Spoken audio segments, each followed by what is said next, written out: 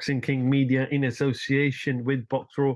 Delighted to have with me on Zoom the knowledge Spencer Fearon. Spence, good to see you. Good to speak to you. How are we, firstly? I'm good, I pray everything's good with you. Raz? All is well. Pray everything's good with you. All is well, thanks. And when someone's your when someone's your people, they're your people. If when someone's your people, they're your people. You're my people. Appreciate that. Just want to jump straight in. I know you had was it Don Charles and Daniel Dubois on The Fight Is Right? Was it yesterday, the day before? Yeah, it was yesterday. Pleasure to have the whole team of Don Charles and all of his camp, the SNC coaches, Ian Dubois, who goes a long way back, who's Michael Dubois, the football player's brother.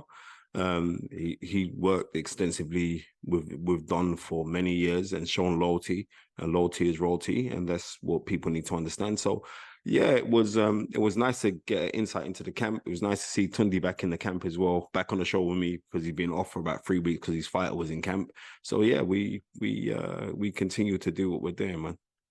Spence, what chances do you give Daniel Dubois ahead of his huge fight against Alexander Usyk?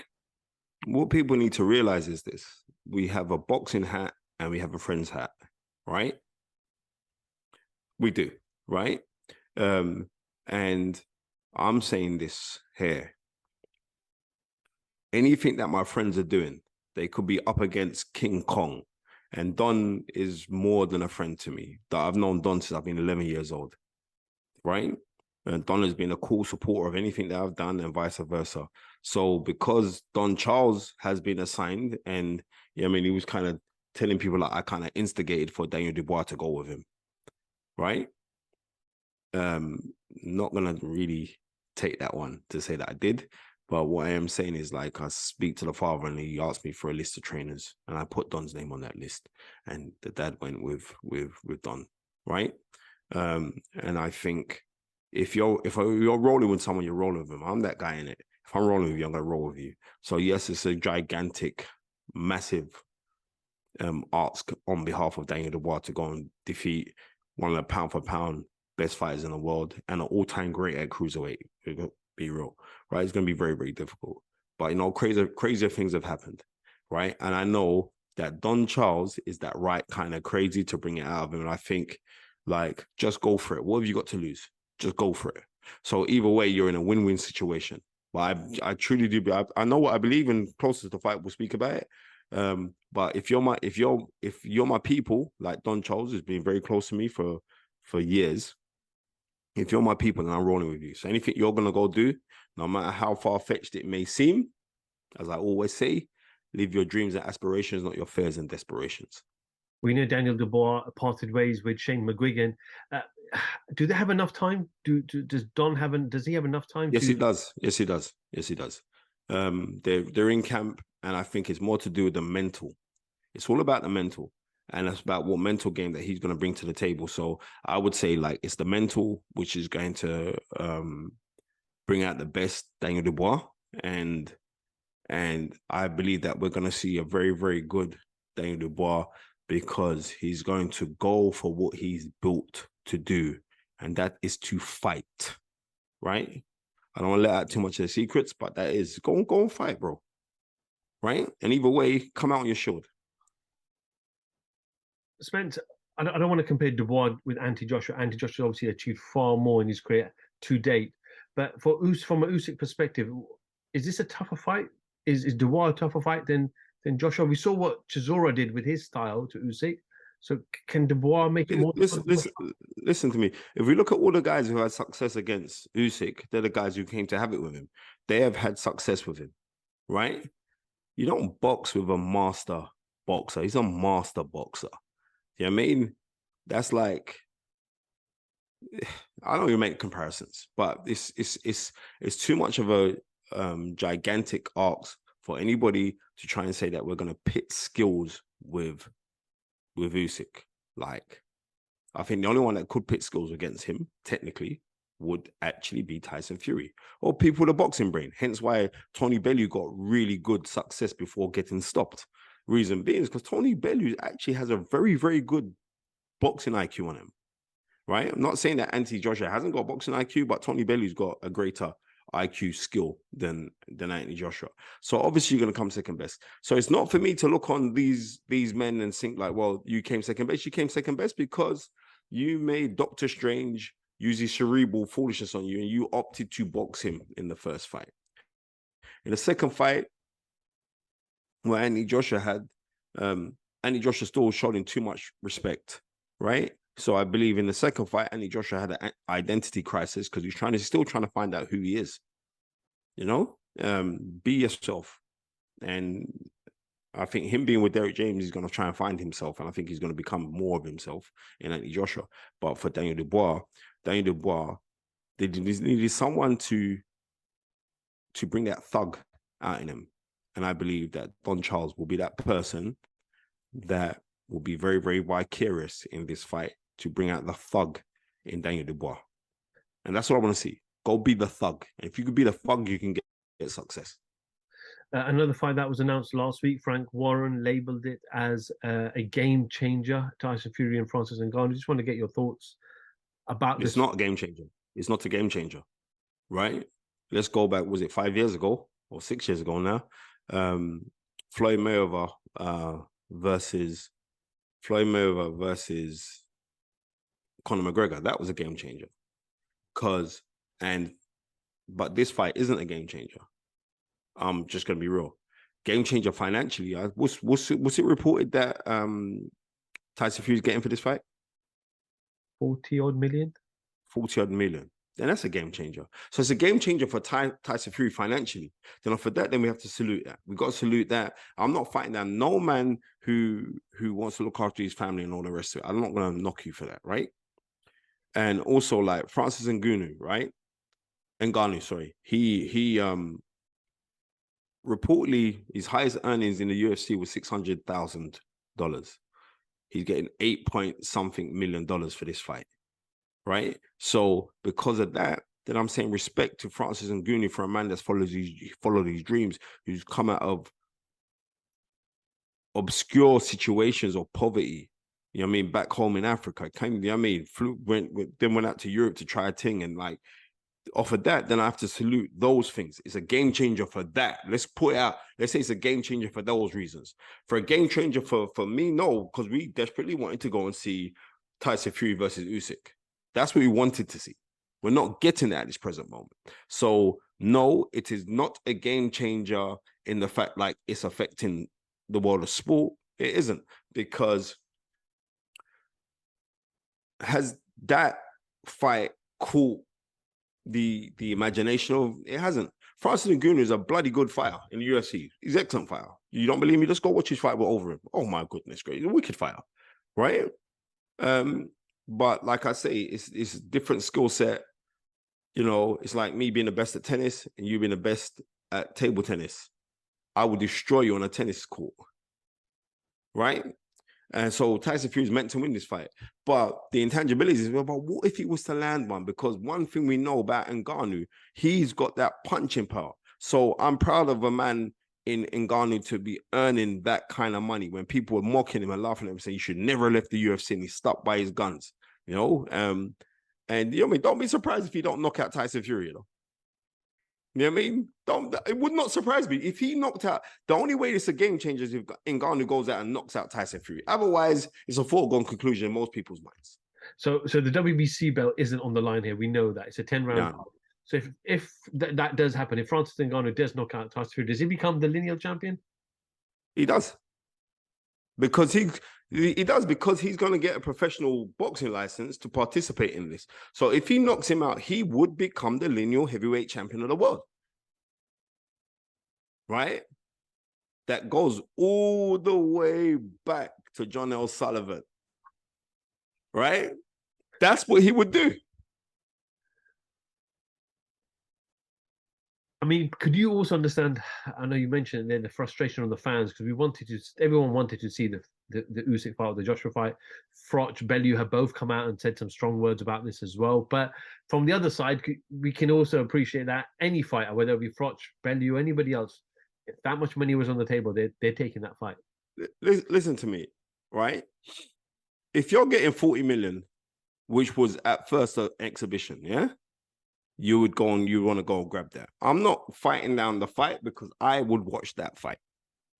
Seriously, because of the intangibilities of what if, right? But really and truly, Tyson Fury is meant to box rings around Francis Ngannou. Why I say Ngannou? Ngannou. He's meant to box rings around him. He's going to make it relatively easy, box rings around him, and that's what he's meant to do.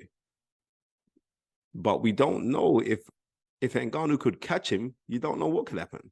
If Ngannou can throw caution to the wind, we don't know what could happen. And it will take somebody with someone like Francis Ngannou's style to give Tyson Fury problems. You know what I mean? Just stick it on him. And I think that's what he's going to do. He's going to try and stick it on Tyson Fury. But Tyson Fury is a masterful boxer. So Tyson Fury could either make this relatively easy, or we don't know what could happen. Spencer, I want to get your reaction on Anthony Joshua's recent interview he did with Boxing News, where he said, and I quote the following, Rob McCracken's a really good coach. The only thing I'd say is look at Carl Froch's nose. He just didn't teach me defense. Rob was too committed to the Olympic team and not the pros. I gave Rob my best years. Now I've got to dig deep to get them back. That's what Anthony Joshua said. Right. Then Anthony Joshua is absolutely right, because that's what he said. Nobody didn't say, Anthony, you go say this and and all the rest of it. Anthony Joshua is absolutely right in saying that. We're seeing a lot of back and forth and all the rest of it. And like, you see, like, I done a video with you and I said, like, Carl Froch is jealous of Anthony Joshua.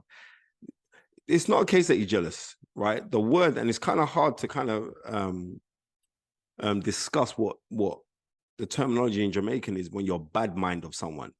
When you're bad mind of someone, it's not that you're jealous, you just don't want it to do no good. And I think that Carl Froch is bad mind of, and me and Carl are cool as well, don't get twisted. But you're bad mind of him, right? But what I've also noticed is this. When Anthony Joshua, this is what I'm trying to say, the divisiveness of sport, when sport should be used to unify people, is very divisive. And it's full of bitches, right? Anthony Joshua was with Robert McCracken. Yeah? He was with Robert McCracken for so long. And when he's saying like he didn't teach him defense, reason being is because you have to, and this is no disrespect to Robert McCracken, because he's, you know what I mean, he's accomplished far more than me as a trainer, right? Robert McCracken wasn't a defensive fighter himself when he was boxing as an amateur. And I remember, was it in 1989 when he got 1989? It was 1989 when he got robbed against Adrian Carew, who changed his name to Adrian Dodson, but in the welterweight ABA finals, right? And you could see from there, Robert McCracken could fight. He could fight, but he could fight. But defensive, to know defense, you have to properly study defense. You got to study these things. It's not a joke. You have to study defense. So no, he wasn't a defensive fighter. He's a very aggressive base fighter. You know what I mean? Carl Froch was an aggressive base fighter. You know what I mean? You ever see Carl Froch slip a jab? You haven't. You know what I mean? But Carl Froch was granite chin and he could fight. You know what I mean? So, and that's not me taking any slants at anyone. And Anthony Joshua's right in what he's saying. But let's not take away nothing for what Robert did with Anthony Joshua. You know what I mean? Because I remember when Anthony came back from coming second best to Usyk, and he phones me early in the morning. We're having a long chat, and it was early. It was like 5:30 in the morning, and we're talking. He was saying like the people who didn't reach out to him, right? And he said like Robert didn't reach out to him and blah blah. And he thought like Robert would have reached out to him after the thing, even though like his business. And I was saying, well, obviously Robert McCracken must feel aggrieved by you absconding him for somebody who's limited in comparison to him in Angel Fernandez, because that's what you did. So I like, and this is the business of the game. Like people try to sneak in, people try to steal your fighters. People want that top position. It's different when you go into things and people want to play second fiddle. It's very difficult. Do you think those comments about Froch were more ignited because of what Froch has said about Anthony Joshua in the past? Of course they have been. You know what I mean? But you know what? Carl Froch says a lot of smack about everybody. So it's like I wouldn't even be hurt if Froch said anything bad about anyone, because this is Carl Froch. Is Carl Froch, is he a very spiteful, vindictive person? Not really. Carl Froch is cool, you know. But I understand it was Carl Froch that properly got into Eddie Hearn's ear about Anthony Joshua. This is factual. So I know what I want, right? So that's what happened. So they could feel a little bit aggrieved, but no matter what you do for anyone or all the rest of it, nobody has the right over anyone. But the only person you got the right over is yourself. You know what I mean? And you have to be a protectory of your children. I get it. But no one's got a right. You ain't got a right over on next man. The next man can do whatever he wants to go and do. And that's what Anthony Josh has done. He's done what he believes is best for him. Am I going to knock him for that? No, he's done what he believes is best for him. And I wish him all the best in doing it. When asked about Jermaine Franklin, he said it was shit, but I've been through so much. I think I've cleared all of that of my conscience. I felt like my body had taken so much trauma. I was sparring more cautiously. Now it's like, let's go, mother F. Okay. Right. Listen to me, yeah? When I said how bad that performance was, I think I said it was very poor, right? When I said how bad that performance was, right? I'm just gonna be real. A couple guys in Joshua's camp reached out to me and said, you know what, Spence, take time. He's gone through a lot, blah, and I totally get it, right? I regard Anthony Joshua as a friend. We speak in depth on the noble art and about life as well. So I get that. So I was saying, you know what? But it wasn't a great performance. But when I got home and watched it back on TV, the performance was better than the performance that I watched when I was ringside. But I'm saying this is Anthony Joshua, former unified heavyweight champion of the world. Then I would expect you to do better. And also, I rate Anthony Joshua. When he did his press the other day, he said that he knows when certain people will be critical of him, but I know they're being critical because they want me to do better. And I know that was aimed at me, right? So off of that, then I'm saying I salute you for that because you understand. And now you're coming out saying, yeah, it was rubbish. Yeah, reason why? Because you're meant to do better than that. You are former heavyweight champion of the world. You're a former Olympic gold medalist. You're meant to bang out these guys. Just keeping it real. You know what I mean? Or you don't bang them out. You put on such a dominant display that people think, wow, you still got it.